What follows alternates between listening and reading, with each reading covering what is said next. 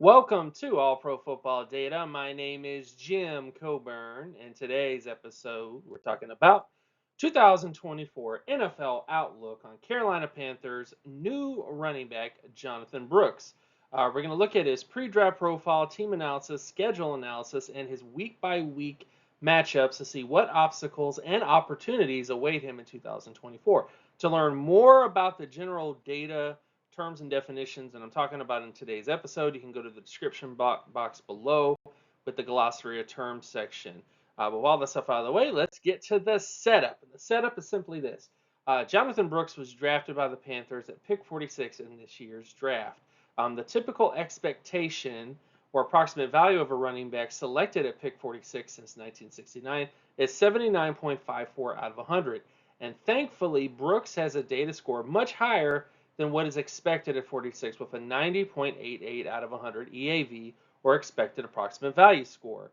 What goes into that score? Well, let's look into it. So first off, it takes a look at or has the offensive market share scores in it. Offensive market share is things like total offensive market share or the percentage of the total offense, receiving market share or the percentage of the receiving ability as a running back, and then of course touchdown market share, which is the percentage of touchdowns that he made up for his offense. Based on all these numbers, Jonathon Brooks was above average in terms of every single metric, with the general not really making it towards the starter averages at the position, but definitely did okay. You know, he wasn't the best in terms of market share data, but he was at least above average. Then when you look at efficiency scores, this is another score that goes into that data grade, and this takes a look at things like touchdowns per touch, yards per reception, and average yards per touch. And based on these metrics, Jonathon Brooks did really well in terms of everything except for TD percentage, uh, above average and everything, but just wasn't quite elite in terms of getting touchdowns. So that was the only major misstep in terms of his data. Then, of course, when you get to another aspect of this, which is athleticism, now Jonathon Brooks did not really do any testing in the process due to injury, but based on his anticipated 40-yard dash, which is from NFLDraftScout.com, he would have probably put up a 77 percentile speed score. So we don't know what his actual speed is 100%, or his other athleticism traits for that matter, but the expected speed score for him would have been 77 percentile, which is not bad. It's not a bad speed score to have. Also, in terms of adjusted production scores, adjusted production takes a look at strength of schedule, strength of team, and of course the age of a prospect. And based on this data, he was fantastic. He had a 99 percentile age score, he had an 87 percentile MSA rating, and then a 95 percentile in terms of his pass rating. And a lot of that is because of his age and because of the strength of team and the strength of schedule that he was on. So his production wasn't the best. It wasn't exactly what you want it to be, but because he did produce above average on a program like Texas, it bumps up his data in the metrics, which is why adjusted production is by far one of the most dynamic and probably one of the most important metrics to really look at when it comes to running back evaluation.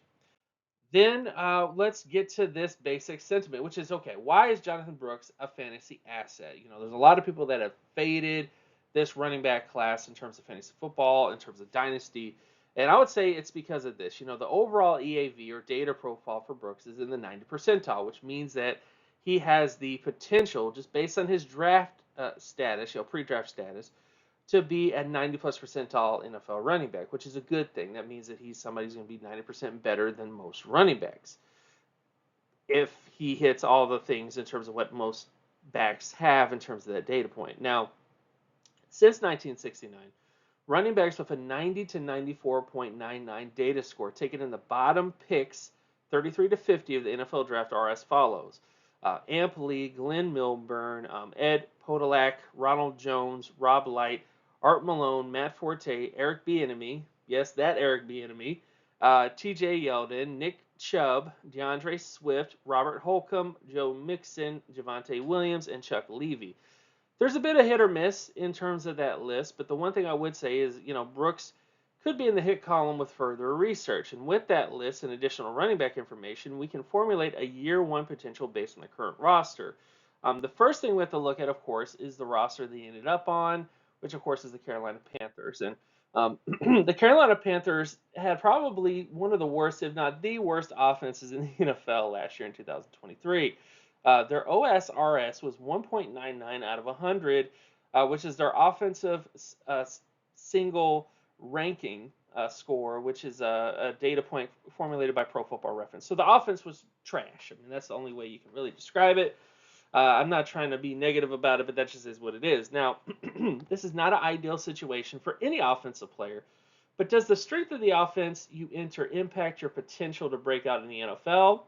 Well, I did a little research into that, and I found that there's not much of a correlation with those circumstances. So, when I took a look at the correlation between year one running back market share and the relative offensive strength, there is no real relationship. So, when I did a correlation coefficient between year one running back production and the offense that they're on, there really isn't much of a correlation there, meaning that the talent of the running back or the running back's ability to break out really depends on the running back. So, it's a simple concept, but some people have trouble wrapping their head around it sometimes. But the talent and ability of a player to translate to the NFL has nothing to do with the team he lands on. It has everything to do with other variables that we have yet to really uncover yet. We've covered some of them, but we don't know all those variables. So whether Brooks translates to the NFL or not, his team strength won't have any relationship in the success, which is a good thing because we can focus on the positives to him, why he will translate versus just saying the team is going to make sure he doesn't make it. So, if you want to be a nasty fan and say that he's not going to make it because the Carolina Panthers suck, there isn't much data or basis to make that argument. Again, when you look at the collective data, the cumulative data, the quantitative data, there is no relationship there. And because of that, you can't make that argument, but you could make other arguments. So this is the general parameters here. So based on all the running backs that I just mentioned, this is where Jonathon Brooks ended up. So he by far out of all the running backs that I mentioned in terms of the ones who met the parameters, 90 to 94.99 percentile data scores taken between picks 33 to 50. He basically ended up on one of the worst teams. However, you have had certain running backs like Javonte Williams, Joe Mixon, DeAndre Swift, Nick Chubb, even all those guys were on relatively below average offenses and still found success in year one. So again, most of this will really depend on Jonathon Brooks' ability to break out with his talent. That's going to be the biggest thing. Another thing to mention, typically year one running backs, based on the prior parameters set, typically have a 66.71 out of 100 in terms of their NFL market share in year one. And then there's a 1 to 4 point percentile adjustment in year two. So you would hope for Brooks to have a massive rookie season in the NFL, but data suggests that he could be closer to a 70 percentile season. So this is just to temper the expectations. This is sort of the bottom end floor for him that based on where he was drafted and based on his overall data, he's likely to be more so a 66 percentile running back in year one. You would hope for him to do better than that, of course, but at the same time, that's just what the average or what most running backs typically do there. Now, in terms of the Carolina Panthers offensive roster, so this is really important because we're taking a look at this because we want to get an idea on the competition that he's going to face here. And for the most part, not that much. And this honestly is a fairly strong roster. So first off, you got Bryce Young. Young had a really great data score. Efficiency last year, not the best, 17 percentile in terms of his efficiency as a quarterback in terms of QBR. But he also was on a very bad football team in terms of, the talent. But a lot of that is kind of looking up a little bit. The current running back from last year in Chuba Hubbard had a good data score, but his athleticism wasn't the best. So that was the biggest thing with him. And I think Jonathon Brooks will likely be the starting running back when it's all said and done. I think the training camp and everything else like that. So I don't see Chuba Hubbard as much of a threat, honestly, to Jonathon Brooks. But he has shown at least being above average running back. But again, he's also more so always been more of a backup. And I think that's why you drafted Jonathon Brooks to be the starter there. Also, you got guys like Deontay Johnson, a great slot receiver who's been very productive in his NFL career. Adam Thielen is a little older now. And of course, you got Xavier Legette as a rookie. I'm not really going to talk about Jonathan Mingo because we're not going to go there. But the tight end position in Tommy Tremble is okay, not the best. And of course, when you get to the offensive line, they have great talent, collective talent in terms of the guards positions and the tackle positions. But again, they just have to play a little bit better together in that aspect. So they have the ability to put up a reasonably decent offense, even though they were the worst offense last year. But this is just to kind of put your head around, the type of team that Jonathon Brooks is going to be on. And I think he's going to be on a team that's better than what the Panthers had in 2023. So for all the naysayers out there that think this offense is just going to be utterly terrible, I think it's going to be a lot better than people think it's going to be. Is it going to be the best offense in the NFL? Probably not, but it is going to be better. Another thing we have to look at is the schedule. Now, I'm going to be honest with you guys. The Panthers' schedule, based on the data work that I've done, is not going to be easy. So when you take a look at the data here, offense and defense, the first part takes a look at the Carolina Panthers' offensive and defensive ranking based on their collective data. And then the second area takes a look at the opposing team's offense and defense. And for the most part, the Panthers will have some decent opportunities for Brooks to break out, but there are a lot of teams that they're going to face that have very strong defenses. Some of those teams are like the New York Giants, the Kansas City Chiefs, the Tampa Bay Buccaneers, of course, the Arizona Cardinals, the Tampa Bay Buccaneers again, and then they will have some easy games in the middle there, but for the most part, for fantasy football purposes, this isn't the best schedule for fantasy football in terms of getting into the playoffs and stuff like that. If you are in a league where it's sort of a redraft league, you could use Jonathon Brooks early on and then trade him mid-season, which may sound crazy, but that would be sort of like a Hail Mary approach. If you really trust the system, if things kind of match up the way the data is going, you could do that kind of approach and obviously get good value for him. But if you could do that and get some other players that have better matchups later on in the season, that might be the winning ticket because you kind of have to think about these matchups in your head. So starting with the week 1 matchup, they're going to face the New Orleans Saints. For the most part, the Saints talent is really in the back end. The interior defensive linemen for them and Nathan Shepard and Kalen Saunders are not the best talent ever, and this could be something that can be exploited in this particular game. So I do see this as a game where there is some potential that they could be successful because of that weakness in terms of the interior defensive line. Also, you have the Los Angeles Chargers. Their interior defensive line is awful, and I think this could probably be the first big breakout party for Jonathon Brooks in terms of facing a fairly soft defense. Now, again, this isn't to say that Joey Bosa and Khalil Mack aren't great players or were great players in the past, but again, look at the interior defensive line. Look at the linebackers even. Look at the secondary. These guys are not really going to get it done in terms of stopping the run. I could be wrong. It also depends on who actually starts once the season begins. But based on the data of the defense of the Los Angeles Chargers, there's not a whole lot to really speak on there. So I think this is going to be probably the first big game for Jonathon Brooks. And then, of course, you get to the Las Vegas Raiders. Their overall team on defense is a little hit or miss. The secondary is not the best. But Jonathon Brooks, I think, could take advantage of running the football because they do have some weaknesses there as well. So that this is another game I think Jonathon Brooks could do really well in. Then, of course, you have the Cincinnati Bengals.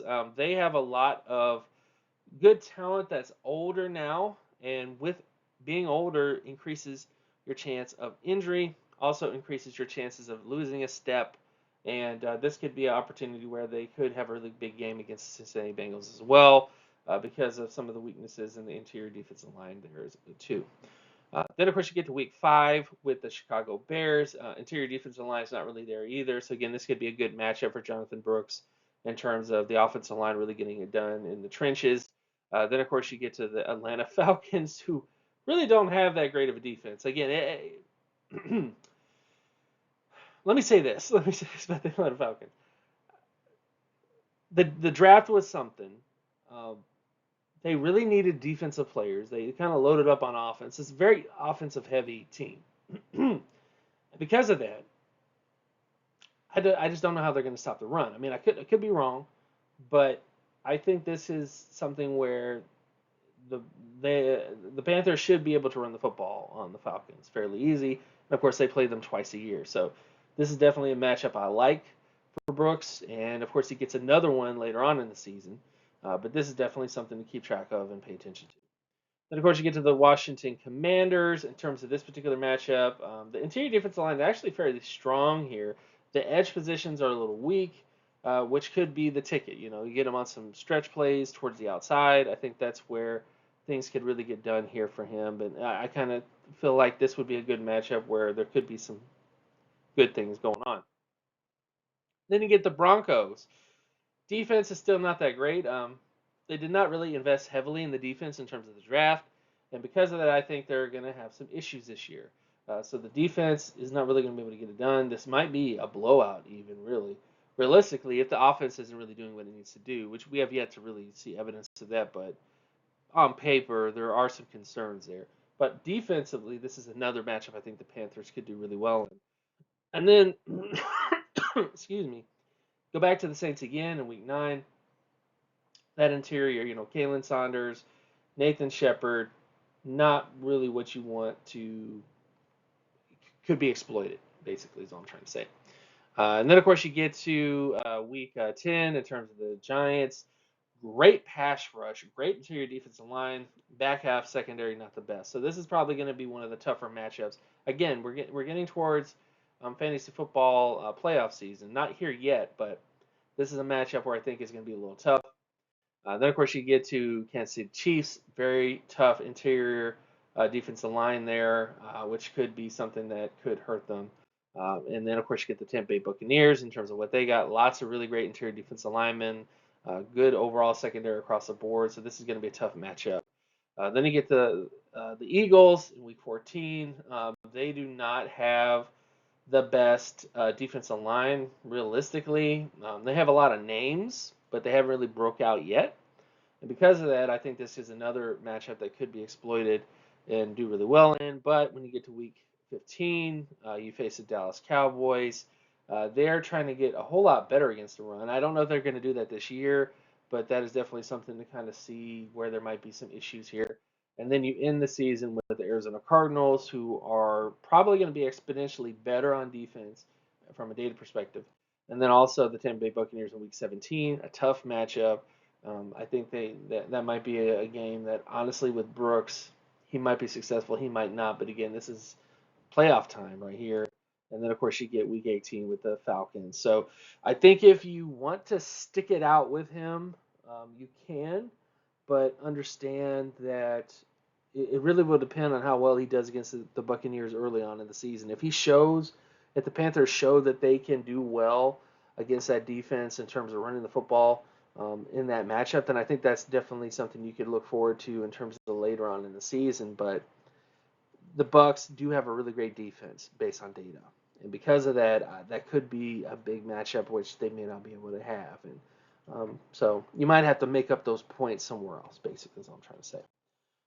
Overall, in terms of the outlook on Jonathon Brooks, I'm very bullish on him. I don't believe the Panthers will post a 1.99 offensive ranking next season. But even with that, I think Brooks could have a Joe Mixon slash Javonte Williams like rookie season.